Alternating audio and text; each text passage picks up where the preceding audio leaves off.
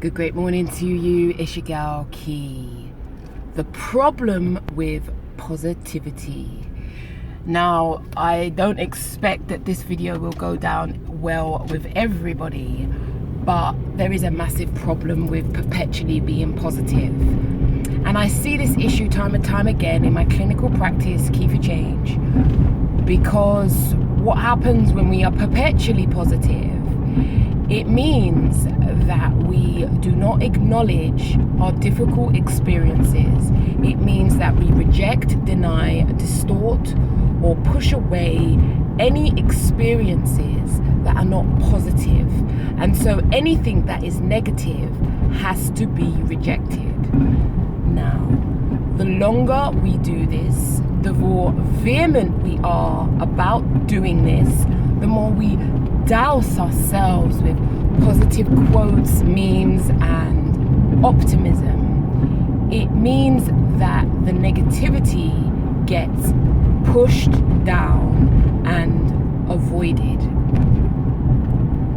People, it's not good for humans to avoid, because what happens is that the negative experiences, the negative feelings that you have pushed away will come back with a ferocity that you will not be able to control. That's how people have breakdowns. That is one of the factors why people get depressed. That is one of the reasons why people can't get out of bed, because in all cases, but in some cases where we've not allowed any negativity into our awareness, where does it go? Now, recently I spoke about emotional constipation, and that has really come about through my years of noticing that there's a raft of health implication that I keep seeing in various people over the years, from the grinding of teeth, cold sores, styes, irritable bowels. Some people have been misdiagnosed with Crohn's disease. So there is something about this kind of I've noticed, this isn't medically explored, but it's an observation based on my experience, that there tends to be what I call, for people who tend to bottle stuff up, I kind of call it emotional constipation. It's like it's all bound up inside of you. And if you're someone who bottles things up, or you don't say, or you don't acknowledge negative experiences, then where else can it go? It will usually manifest itself in things like anxiety.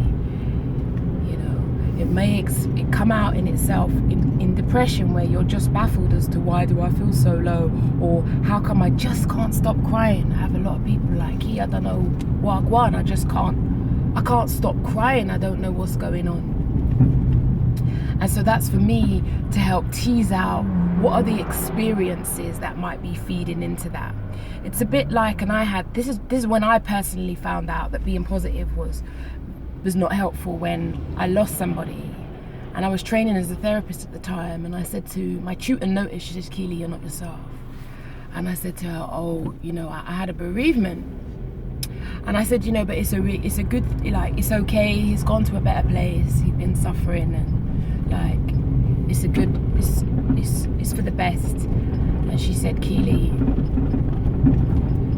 you're grieving, you can't get to that point of being in acceptance when you've not even grieved, you've not experienced the sadness. And I am so grateful for that statement, because it enabled me to grieve, it enabled me to connect with my loss and my sad feelings, God rest his soul. And that for me was that's when I knew my training was serious, and that my tutors were very perceptive and they were onto us, and I give thanks for that, because that really demonstrated to me the problem of being perpetually positive, or turning negativity into a positivity, because there's a grieving process that needs to take place, and a grieving process there's 5 stages. I think it's denial, anger. Anyway, I can put a link below, but there's a grieving process.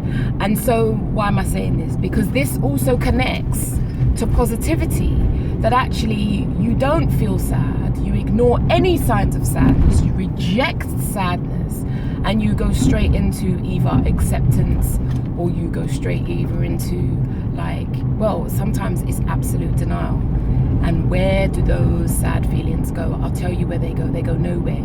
They just become bottled up inside of you.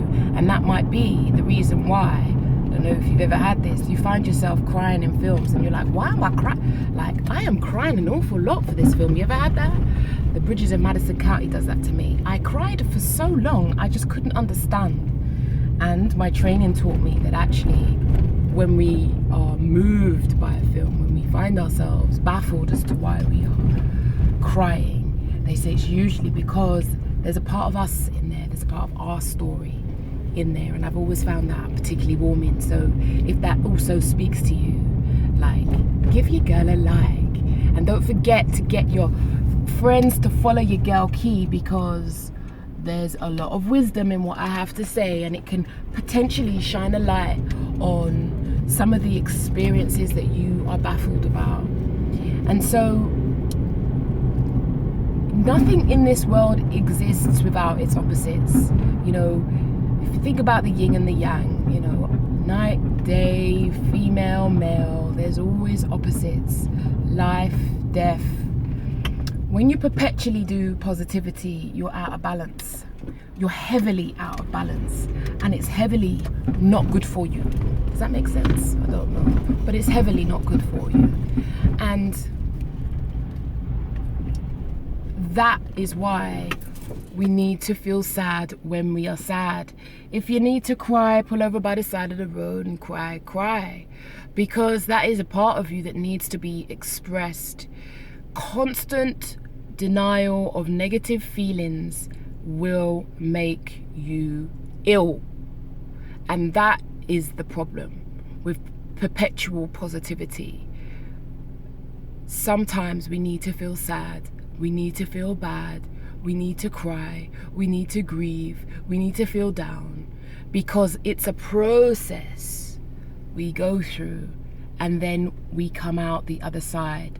When you don't do that, you may find yourself going from duvet day to duvet day, watching another box set binge with your old Netflix, because that whole process is absolutely not healthy for people, because I see that too often as well, the box set binge with Netflix.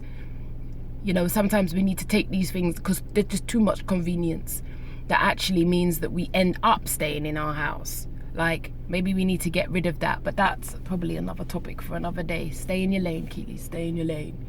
So I just want to let people know who may be confused that when you are perpetually positive, you may deny negative experiences into your awareness, but they're going to be there.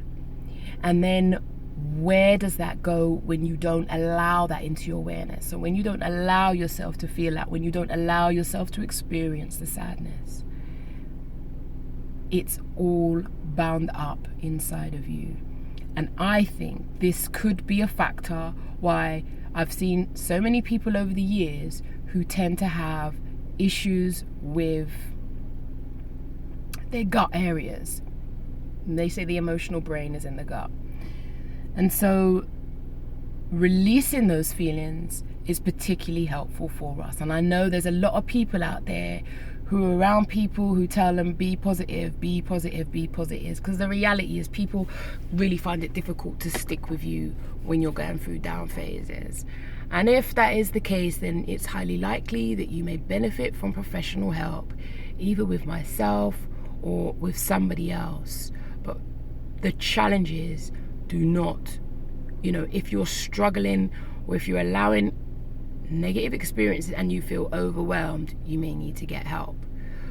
But if you can begin to start to, allow yourself to feel sad, when you feel sad, not constantly put a brave face on it, not constantly say yes to people, it can have an it can be advantageous for your life, because you're being true to yourself. And that yin yang, the fact that life is filled with tragedy and great achievements and joy, then you start to live in balance. And that's what we truly need to live our #best life. Take care of you, because if you don't, who will?